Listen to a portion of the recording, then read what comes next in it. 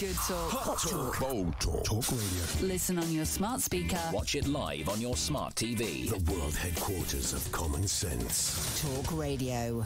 Connecticut is kind of pretty much a normal place. There's a lot of people walking around wearing masks, of course, but they don't have to. And all the signs that say, please wear a mask or please consider wearing a mask, I just ignore. And nobody seems to bother with that. Same as you do here.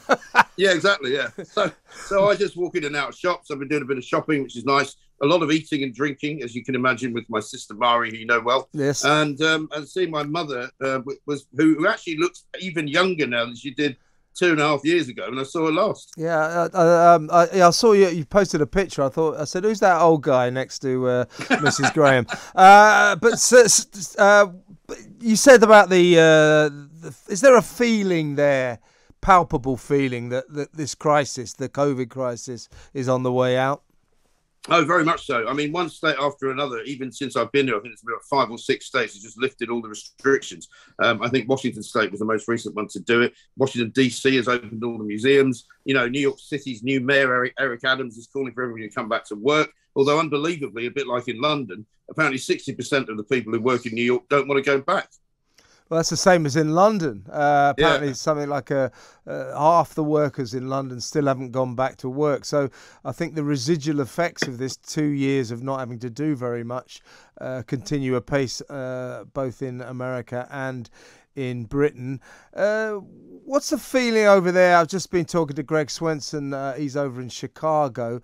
What's your take on the feeling about Joe Biden and his response to Ukraine? It seems pretty feeble, considering he's supposed to be the most powerful man in the world. Yeah. Do you know what? Nobody that I've met or spoken to who's been American has even mentioned Ukraine. I don't care. They couldn't care less. They don't even know it's going on. You know what they're like. They're very insular here. But what they are is very, very disappointed. They actually voted for this bozo because he's so useless and decrepit. The question I get asked is, will Boris Johnson last out the year? Meaning, will he be kicked out of office? The question I ask them back is, will Joe Biden last out the year without dying? Yeah, exactly.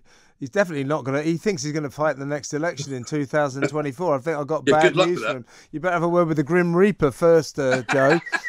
So what's that building? Yeah. I know you're not. I know that this is the magic of new technology, but what's that building behind you?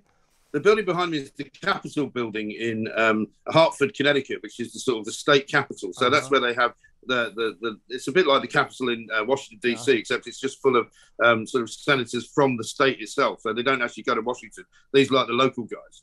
It's not bad, is it? No, it's lovely. So you're in the town of Guildford, aren't you? Nice. I am, yeah. And I'm going to head up outside of New Haven, where famously Jim Morrison was arrested for performing a lewd act on stage with the Doors, where they had race riots in the 60s. And it's the home of Yale University. So it's a lovely part of the world. I've been down to the water. I went to Rhode Island the other day, to Cannes. My son's flying in from California this morning. We've got a bit of a storm going on here, but in America, they have proper storms, so don't bother naming the ones that aren't particularly important. They only name hurricanes. But it sounds like you guys are having a rough time there. Yeah, as I said to Greg, did you know something that we didn't know? You've dodged a real storm here. They just recorded a gust of wind hitting the Needles in the Isle of Wight, 122 miles an hour. Blimey. It's a world record for Britain.